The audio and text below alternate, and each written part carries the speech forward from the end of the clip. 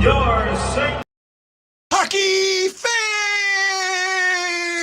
Report! Aloha, mahalo, and welcome to a very, very special edition of the Hockey Fan Report. It is the day after Christmas, and all through Canada, not a hockey fan was stirring. No, they were stirring a lot, yelling, "Go Canada, go!" Yes, it's the World Juniors. It's that special time of the year, and I have brought in a very special guest. We've had him on the show before.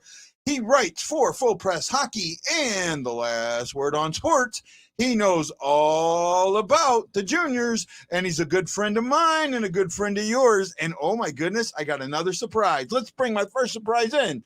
Please welcome Jim Biringer. Jim, how you doing? Hey, what's up, everybody? Pleasure to be joining the show here tonight, Sunday, Boxing Day. And happy World Juniors Day. If you haven't been watching, you've been missing some fun games today because they've all been really good. Oh man, they have. Actually, I gotta admit, during the Sweden game, like I've been, you've seen my articles, right? I've been working on.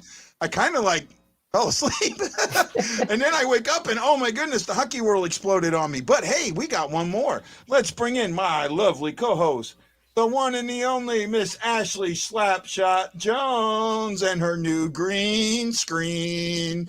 Hey, Ashley, how you doing today? I'm good. How are you? Oh, I am great. What a good day for hockey. We've got a lot of news going in. So let's talk about the NHL first, and then we'll get into the World Juniors. I know the game is supposed to start at 8:30 your guys' time, 9:30 for Jim, but I have a feeling that it won't get shown until about 3-4 minutes into it, because that's what happened with the Canada game. So that's kind of what I'm looking at. So the NHL today came back and had a whole bunch of players tested. I know Tampa Bay had both their goalies, Vasilevsky and Elliott, test positive. And then St. Louis announced that Barbashev tested positive on the 23rd. I want to make sure I get this right. Neil, Joshua, and Barbashev, or not Barbashev, who else? There was one more. Neil, Joshua, and somebody else tested positive today. Bortuzzo. Bortuzzo, that's it. The forgotten player. I mean, half the time, I don't even know Bortuzzo's on the ice. Except when he's screwing up. That's like with my team. Hey, that overtime where he had no stick, he was phenomenal. Oh, yes, he was. He had his moment. I will give him that. He had his moment. I think then Cap Friendly came out today, and I've seen it from a couple others, but Cap Friendly had a tweet today, and if you haven't seen it, go check out the article. I released it just before I came on STL Fan Report. It'll be number 1, and it shows all the rules, and I like them. I think, you know what, Ashley, remember that the wish list that I put out, and I said that Armstrong might be the only one to get it? Mm-hmm. He got his wish. He got some cap space. Yes, he did. Right? A lot of teams got a lot of cap space. Say again? I said a lot of teams got a lot of cap space. Yeah, what do you think about the moves that the NHL and the NHLPA are doing? I mean, I like them, to be honest. You know what? This is something I've been saying on other spots that I've been on, that, they needed to adjust the salary cap rules to deal with COVID, because you're seeing it in the NBA now. You could sign guys. Realistically, I think they probably should have upped it a little bit more, just because a lot of teams are still up against it because of the AHL and guys with signing bonuses. And if they hit that mark, it could be over $1 million. I would have liked to seen it at 2.5. That would have been my pleasure. But you know what? Taxi squads are what needed. I know a lot of guys didn't like it last year, but what we're seeing with a lot of positive tests now in NHL, and a lot of guys, key players, not being allowed to play because of this. I think this is a smart move to have these taxi squads, especially with going across the border, if that's still going to be a thing, because, the Devils, we're supposed to play the Blues tomorrow, but that's not going to happen, obviously. And the Devils have to play Edmonton on, I think, Friday, on New Year's Eve. And I don't even know if that game's going to happen with cross border. So, these taxi squads are a good thing. So I like it. Well, we have Edmonton is supposed to come in on the 29th, and I know that's I think the cross-border thing, I think there's a lot being made of that, and it's not what I think people are missing something. The cross-border thing has been there from the beginning. If you tested positive while you were in Canada, you were taken off the 10-day list and put in a 14-day list. If you tested positive anywhere else, it was 10 days, right? So that hasn't changed. What changed was the period. You're talking the holidays. You did not want a guy stuck in Canada or stuck in stuck on the States, missing, when with not being with their family on the holidays. I think the cross-border thing is a lot's being made of it when it's really not a lot there. It's always been there. It was just the holidays that intensified it. Mm-hmm. Yeah, I agree with you. I mean, I definitely could see that point for sure. I mean, it's just crazy because, it's so different because in the States and then north of the border, like things are totally different when it comes to stuff. So it's just going to be interesting to see how it plays out because I'm seeing like reports that the Canadians might have to play some games on the road to start out when they come back because of capacity and stuff, because of revenue. That would be interesting for teams like that to be going on the road. So that's why you just got to keep an eye on that because that's something that you're not sure because, we saw a couple weeks ago, Board of Governors said, oh, yeah, we're going to have the cap go up by $1 million. We're going to have revenue at $5 billion. It's like, well, if we have half capacity or no capacity in Canada, that number's coming down significantly. Yeah, no, I see that. I don't completely. I think that the cap has got to come up no matter what, right? They're going to have to, the league itself and the owners are going to have to eat a little bit of crow here, to be honest, because you cannot put the product on the ice that you want to put on the ice without that cap moving up. Because here's the problem. You can't sign anybody next year. Most teams are at or above next year's cap already if the cap stays the same. And that's with guys going away, right? So you're stuck. So the cap is going to have to change. Now, one of the things that has to, and this is why I think that the NHL has done the best job of this of any league. They've been very fluid and understood that this is not a normal situation, and they've made adjustments. They made adjustments for the bubble. They made adjustments for last season. They made an adjustment for everything.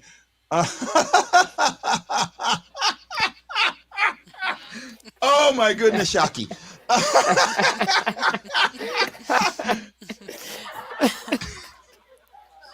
I'm trying, Shocky. I'm supposed to hold it together on my own show, you ass. Well, I mean, shock isn't his name, so he's just going for the shock value. Yeah, there we go. That's it. Oh wow, what crazy? No, I really think that right now the NHL has done a much better job of being a little proactive and reactive in the right way. So yeah, a lot of people wish that this would have come later. No one could have seen this, right? You mean but they're sooner? reacting, but they're not overreacting and they're not underreacting. They're saying, okay, let's just give a little bit and see how this works. Because what if they came back and said, you know what, for the rest of the season, we're going to drop the salary cap, no salary cap. Oh my God, do you know what would happen? Right? And that's what kind of the NBA's done. The NBA's almost dropped their cap. Sign who you can, put a product out there, a good product. The NHL said, no, we're not going to do that. We're going to give a little bit of relief. We're going to let you get, because the guys you got are ready to come up. We're seeing that. A lot of teams, St. Louis. Who else has had a really good, Actually, Colorado's Vegas. had some good guys come up. Vegas has good guys come up, right? The Devils have had some good call-ups. Yeah, Calgary's gotten through their thing now. Yeah, Devils have some decent call-ups, exactly. Yeah. I mean, but the problem is with the Devils is Utica shut down too, so they really can't call anybody up right now. Yeah, well, no, St. Louis had the same problem with Springfield. They got shut down for a period at the beginning. But no, I get what the NHL's doing, and I'm really happy with it.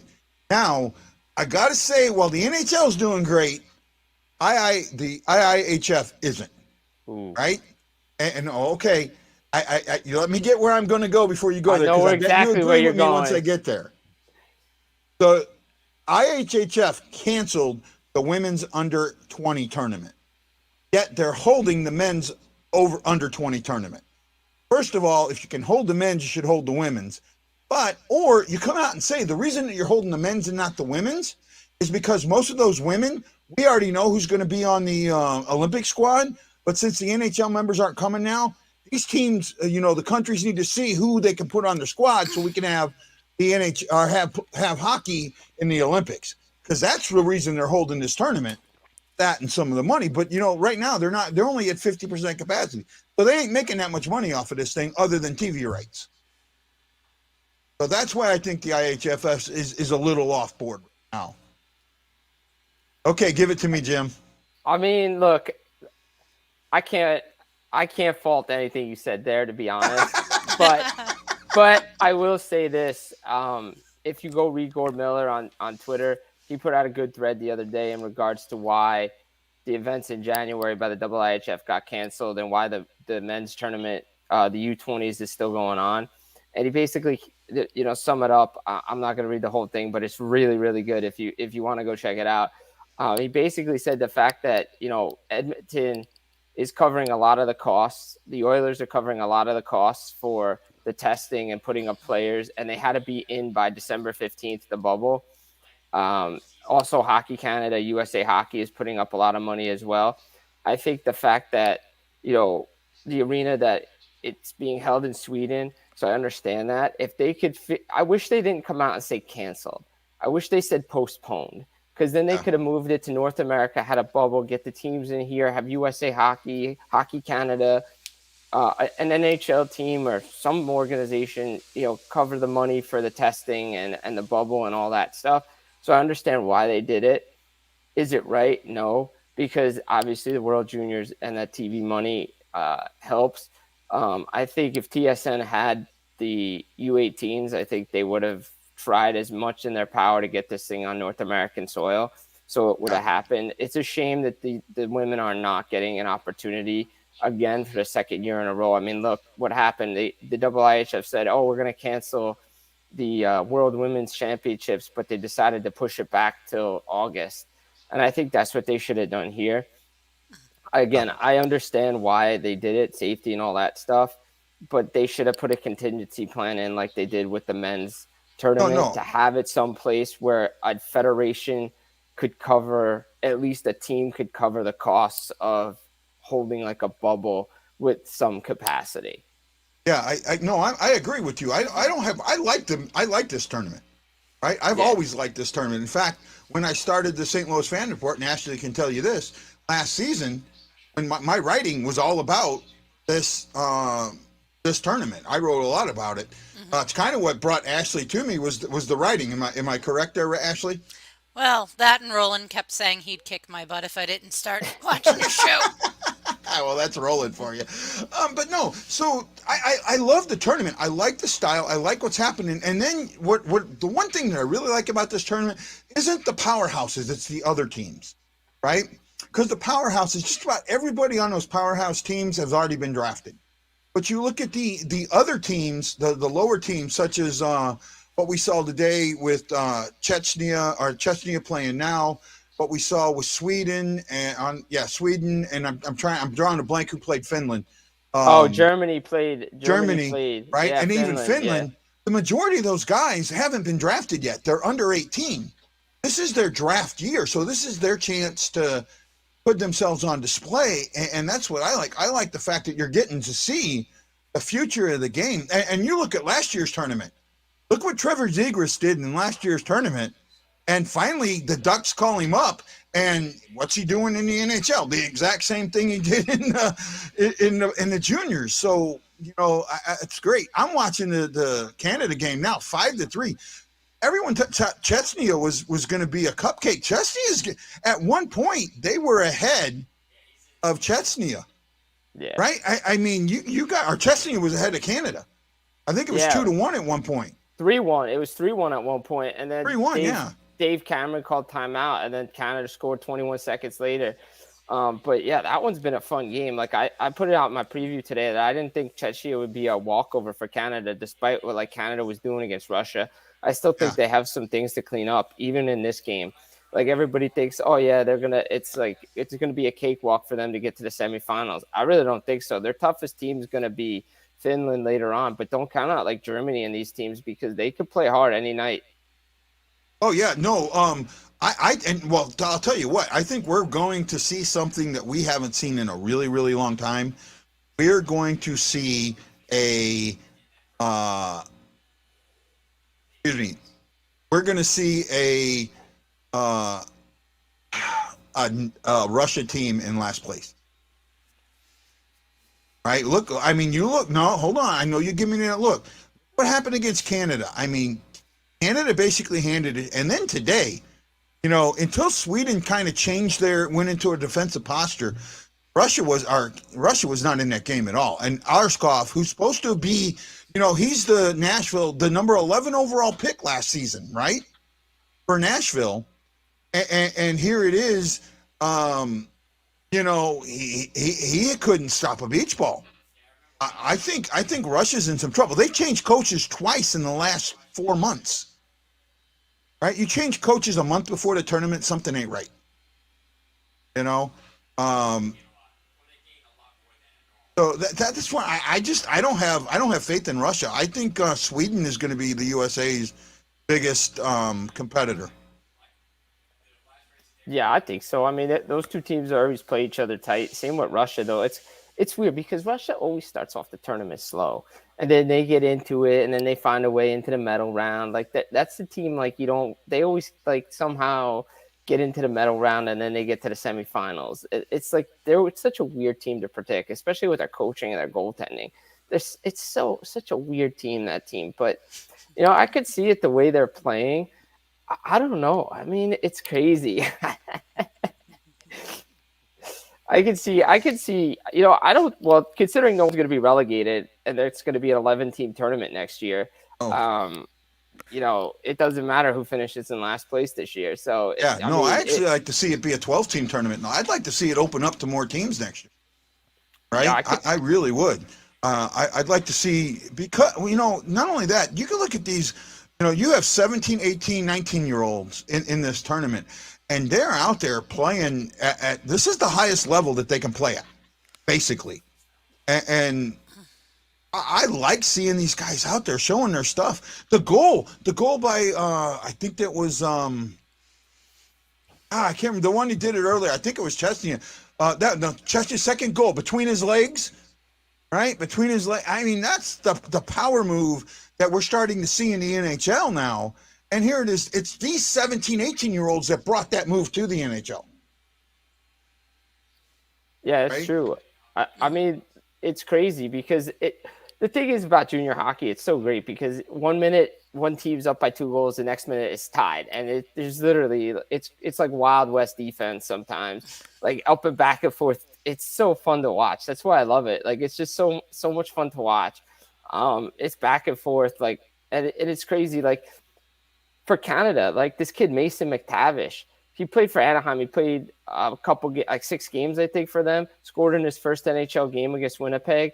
This kid is right now dominating this tournament along with Owen Power, man. Owen Power is looking good. He played in the men's worlds for Canada. He's looking real strong. Buffalo prospects. He's the real deal.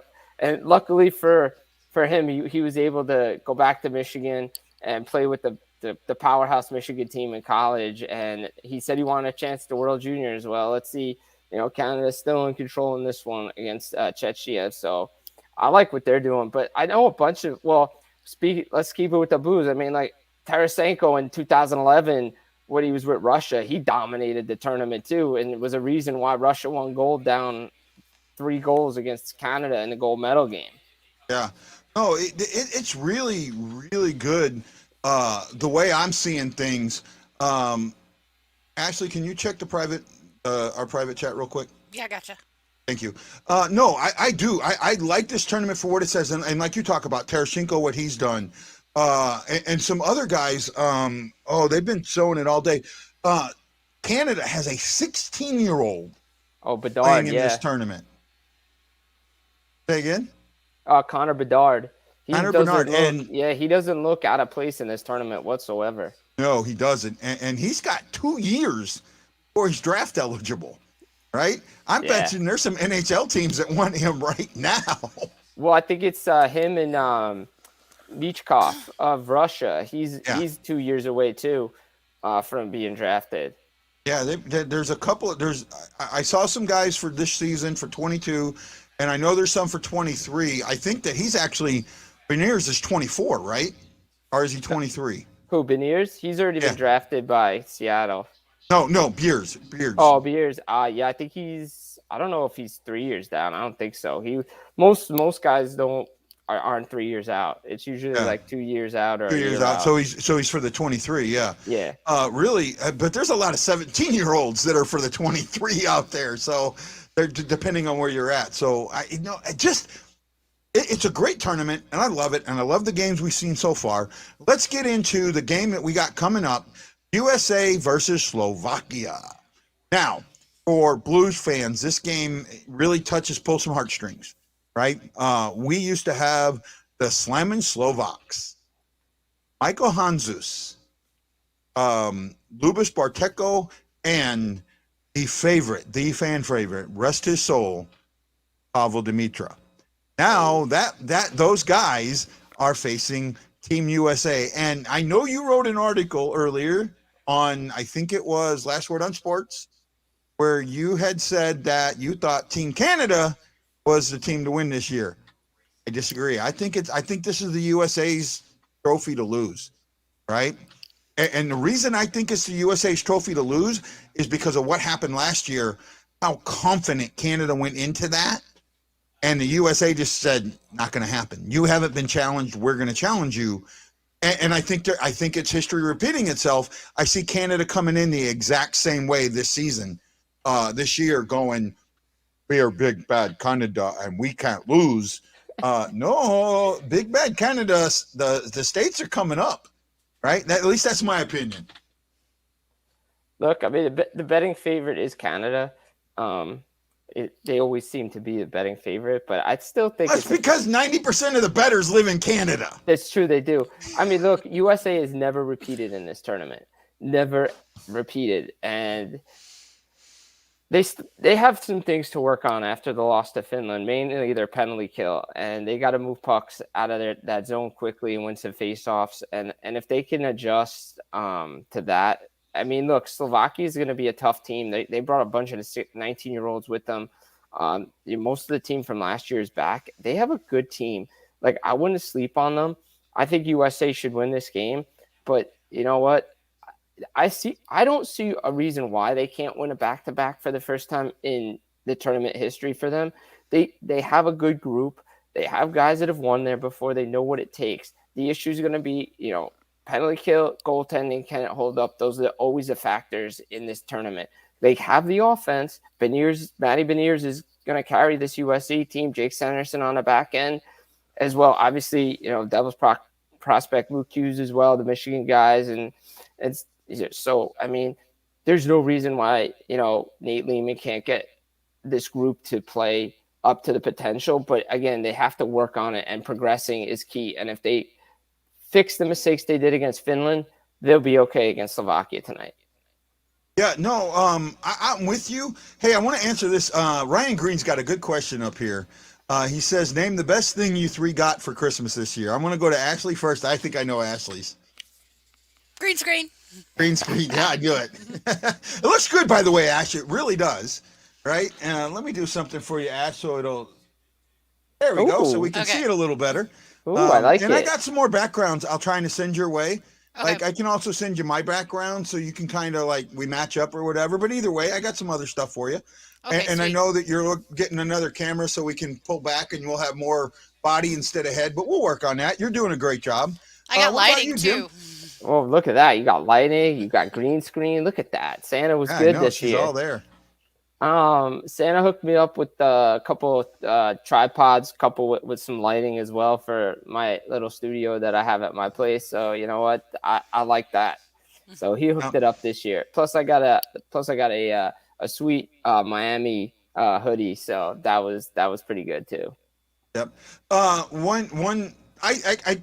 didn't get this for Christmas. I got this all year long. I got my fans for this show. That's the best thing that I get. guys like Ryan Green, who follows me intensely and sends me a message today. Hey, I'm thinking about starting a group just so we can post your show in it, a blues group just to post your show in it in your article so you don't get blocked from idiots or things like that. Guys like that. And then, guys like Jim, who I found through this medium and who's been really, Jim, you've been helpful for me the last few days. We've had some pretty, good conversations about, what I'm doing and how I'm doing things and that. And that's my gift, my gift. And yes, I got other, things, and I'm not discounting any of that anybody else gave me. I'm not. But what I'm thankful for, the thing that makes me really enjoy what's going on is the fans of the show and the people that want this show to go up and the ones that read the articles and all of that. So that's where I'm at there. So I like that answer. I like that answer too. I like that great answer. You know what? Because it was weird. Because it's funny because one of my friends that I know on Twitter that I do like with like wrestling stuff and that kind of thing posted a similar question like, "What are you grateful for?" And I'm like, "Well, I'm grateful for the connections that I've made through doing all this stuff, the passions I have for hockey and wrestling and all that stuff." So you know what? That's a great way to just feed off of everything right there. So. Yeah, no, it does. It means a lot. Even like just today doing this show, there's no Blues games, there's no that, and we've got people that are watching, and that, and then writing the articles and that. It's been good for me. It's been it's helping. I've lost some safe places this year, and it's bringing me back, and that's what's important. And Jim, you're helping. Ashley, obviously, you're helping. There's no ands, ifs, or buts about that. This Canada game is nuts. 5:40 to go. It's 6-3. And there's something that's important in that score is the shots. Chechnya has only got 13 shots. Wow. Think about that. They scored 3 goals on 13 shots. If Chechnya could just get shots in. Oh, and they're hitting hard because this will be the second player that's I've seen laying on the ice after he got a hard hit. Oh, yeah, this was a boarding. They did. I don't know if you guys just saw it, but he just got a shoulder to the face. He did. He'll be ejected. That's going to be a match. I can see that being a match. Well, that's the difference between the NHL and the IIHF. Any hit to the head is automatic. It's reviewed an automatic ejection. Yeah, I see that being a match. I'm looking at that. That was bad. I really enjoy what we get the chance to see. I saw a tooth fly. Yeah, he got hit hard, Chuck. He got hit hard, and I'm taking the L out. I'm finally saying it right. Chris Shockey is he's been following me for about 2 years now, and he's on the Hockey Warriors, which is USA Hockey for disabled veterans. And he got the. But I've been saying his name wrong. I've been putting an L in there, Shockley. And so now and Ashley's been yelling at me, so I'm trying to make sure I say it right. He doesn't care, but I appreciate him anyways. Good fan, good friend. For me today, this game is going to come down to one thing and one thing only. It's going to come down to goaltending, right? St. Louis, Team USA, their goaltender last year was Spencer Knight, and after that one game against Russia, he turned around and him and every other goalie just went on lockdown. They didn't give another goal up until they played Canada, if I remember right. Who? USA? Yeah. No, USA won 2-0. Yeah, no, then it was the game before that against Russia. It might have been Russia again or Sweden. It was the semifinal. They didn't give a goal up through the rest of the round robin and up until the semifinal game. That's right. They went shut down last year. So that's the one spot. Now, you talked about that game against Finland the other day. I take that last 3 minutes and I put that in the drawer. Right? Because that's not going to happen every game. You're not going to get a call like, oh man, they didn't give him the hit to the head. Well, games in Canada makes sense. You're going to get, man, I just lost my thought process here. Oh, you're not going to get a call like that in every game. I know that's you're not going to get that major come up in every game. They don't get that major. They win that game. They win that game 3-1. Right. So for me, Team USA showed that they could beat a good, solid team in Team Finland. Right. And it's just going to come down to when they finally match up against Team Canada. Is it going to be in the finals? Is it going to be in the semifinals? Where's it going to be? And that's the only question we don't know. Or, well, I mean, look, you don't want, obviously Canada and Finland will probably be 1-2 in the Group A, but with the crossover quarterfinals, you want to win Group B. That way you avoid, at least you avoid Finland in the crossover. Oh, no, absolutely. You need to be 1 or 2 in your group because, I mean, those are the teams. But like I said, I think Sweden showed me something today. They really did. And they also showed me Team Russia showed me they don't have it. Right? I don't think Team Russia, I see Team Russia maybe beating one of the, like Slovakia or that. I don't see them beating anybody else in the group. We'll see. I really don't. I mean, look, Team USA closes out the tournament, out the round robin with Russia and Sweden. So those are going to be 2 tough games, and it'll probably determine the number 1 in the group. And hopefully, if they can win those games in regulation, they'll put themselves in a better chance. Obviously, the point system is different in the IIHF than it is in the NHL. So you want to win those games in regulation, and that's why you see it important. And another big thing is, goal differential, because if they're tied in points, you can be in number 1 because of goal differential. So these tournaments are crazy like that. So it's definitely going to be interesting. That's why you see like scores get run up against like some of these weaker teams. Yeah, no, I seen that, but I don't know, something just in the way. The Russian coach was, and I can't remember his name, but he's in the Hall of Fame. He's from Sergei Zubov. Yeah, Zubov. His demeanor today behind the bench. Did you kind of get a load of that? It was not. We need, let's ramp it up. He was taking too much easy, too much easy, too much easy, too much easy, too much easy, too much easy, and I don't know. I that's not the Russia I expect. I mean, you know what? Look, like I said, this team always seems to find a way to get to the quarterfinals, and I think they will. But again, it's not going to be easy for them because, this is a one time where you're not sure about their goaltending, especially with Askarov. I mean, this dude's supposed to be the future of Nashville, and he hasn't done anything in this tournament where it was his time to shine for Russia. He was replaced again today, and I don't know if Team Russia goes back to him as the starting goaltender. Who knows with Zubov and what they're thinking. But it's going to be interesting to see how they progress through the tournament. Obviously they have Switzerland tomorrow, so Switzerland's first game is against Russia.